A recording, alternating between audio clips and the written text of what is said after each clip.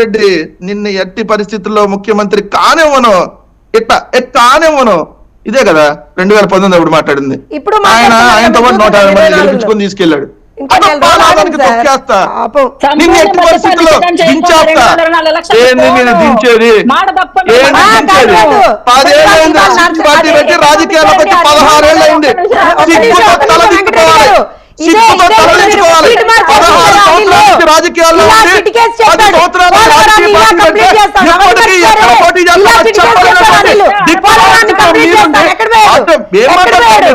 ఎక్కడ పోయాడు? మాటలు లేవు, మీరు బొచ్చడి చెప్పారు.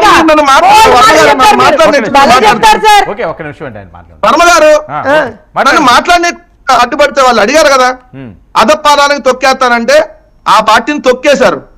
ఆ పార్టీని ఆయనే తొక్కున్నాడు. ఎవరు తొక్కల? పవన్ కళ్యాణ్ తొక్కుకుంది అతనే. జనసేన తొక్కేసింది వాళ్ళనే. జనసేన జెండా పట్టుకున్న వాళ్ళని తొక్కేసింది పవన్ కళ్యాణే. ఆపణ మీ 24 సీట్లు, మనకు అదే ఎక్కువ. మన మహానికి ఎన్ని వచ్చింది? మన డిపాజిట్లు 16 కదా, వాళ్ళు ఇంకా 8 మనకి బుస్ట్ ఎక్స్ట్రా చేశారు. మూసుకొని కూర్చోండి, ఎక్స్ట్రా చేయొద్దు. ఈ కదా పవన్ కళ్యాణ్ మాట్లాడుతుంది. ఏందండి ఆయన మమ్మల్ని అదపాతాలని దుక్కేది? 175 సీట్లకి 175. 2014లో పోటీ చేసాం 45% ఓటింగ్, 67 సీట్లు. 2019లో పోటీ చేసాం 151 సీట్లు, 50% ఓటింగ్. తర్వాత జరిగిన అన్ని ఎన్నికల్లో క్లీన్ స్వీప్. ఏంది ఆయన మమ్మల్ని తొక్కేది? ముందు నువ్వు ఎక్కడి నుంచి పోటీ చేస్తావు? 16 ఏళ్ళు అయింది రాజకీయాల్లోకి వచ్చి, 10 సంవత్సరాలు అయింది పార్టీ పెట్టి. నీకంటూ ఒక నియోజకవర్గం లేదు. భీమవరంలో పోటీ చేసిన తర్వాత 2 సార్లు వెళ్ళావు. ఇప్పటికి 5 సంవత్సరాలు 58 నెలల్లో 54 సార్లు వచ్చాయంట. అంటే నెలకోసారి కూడా రాలా. ఏంది మమ్మల్ని తొక్కేది? చాలా మందిని చూస్తాం. జగన్మోహన్ రెడ్డి గారిని తొక్కేద్దాం అనుకున్న వాళ్ళందరూ ఏమయ్యారో తెలుసు కదా. సోనియా గాంధీ తొక్కేద్దాం అనుకుంది, ఏమైంది? చంద్రబాబు నాయుడు తొక్కేద్దాం అనుకున్నాడు, ఏమయ్యారు? 23 సీట్లు అదపాతానికి మీరు పోయారు. వైఎస్ఆర్ కాంగ్రెస్ పార్టీ వచ్చిన సమాజ రాజకీయంగా కడతామని చెప్పి ప్రజలు.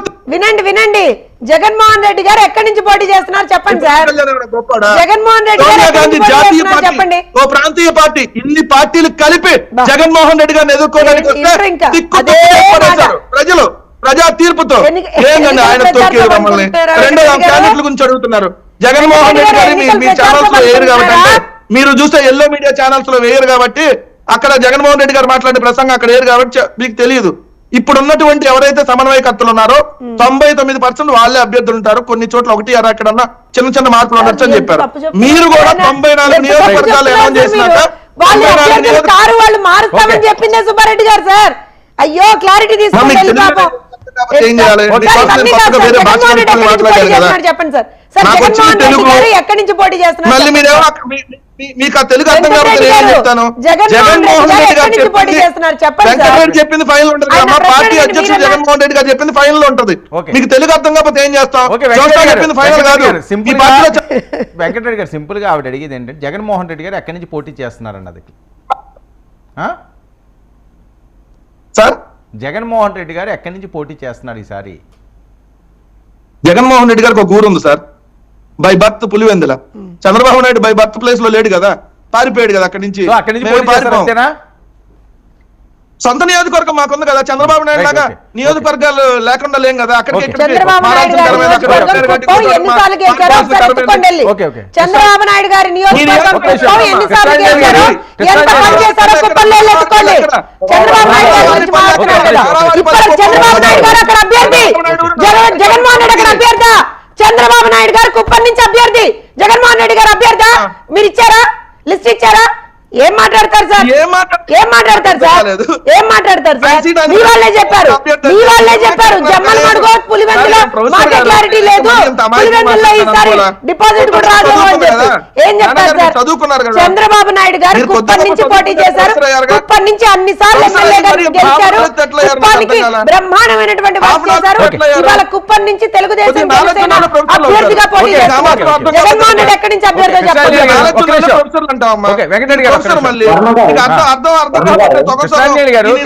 కొన్ని కీలకమైన అభ్యర్థులు ఎవరైతే ఉన్నారో వైఎస్ఆర్సీపీలో వాళ్ళకి ఈసారి టికెట్లు వచ్చే పరిస్థితి లేదని, ముఖ్యంగా నిన్నటి నుంచి కూడా పెద్ద ఎత్తున వైరల్ అవుతున్న అంశం ఏంటంటే రోజా గారికి, ఒక ఫైర్ బ్రాండ్గా ఉన్న రోజా గారికి కూడా అక్కడ వ్యతిరేకత వచ్చిందట. అక్కడి నుంచి కొంతమంది నాయకులందరూ వచ్చి ఆవిడ టికెట్ ఇస్తే మేమే ఓడిస్తామని చెప్పి బహిరంగంగా మాట్లాడుతున్న పరిస్థితి.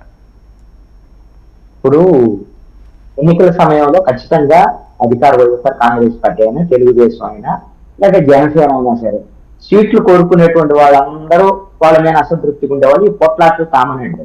ఒక దాంట్లోంచి ఇంకో దాంట్లో రావటం కూడా కామనే. కానీ ఇప్పుడు వలసల విషయంలో మరి అంత పెద్ద స్థాయిలో ఇప్పుడు 7-9 లిస్టులు వచ్చినట్టున్నాం వైఎస్ఆర్ కాంగ్రెస్ పార్టీ. మరి ఆ స్థాయిలో అయితే మాత్రం వలసల్లో మరి తెలుగుదేశం పార్టీలో వచ్చినటువంటి పరిస్థితి కనపడలేదు. అయితే ఇక్కడ ఒక అంశం ఏంటంటే, ఒకవేళ వైఎస్ఆర్ కాంగ్రెస్ పార్టీ నుంచి వలసలు వచ్చారనుకోండి, ఇప్పుడు నిన్ననే గుమ్మనూరు జయరాం జాయిన్ అయ్యారు, తెలుగుదేశం పార్టీలో జాయిన్ అయ్యారు. ఇదే గుమ్మనూరు జయరాం మీద 100 ఎకరాలు అక్రమాలకు పాల్పడ్డారని చంద్రబాబు నాయుడు, ఇతను బెంజి మంత్రి అని నారా లోకేష్ ఇలాంటి విమర్శలు చేసినటువంటి వీళ్ళు ఇప్పుడు వాళ్ళని చేసుకొచ్చుకోవాలి, మళ్ళీ తెలుగుదేశం పార్టీలో చేర్చుకోవడం అనేది రేపు పొద్దున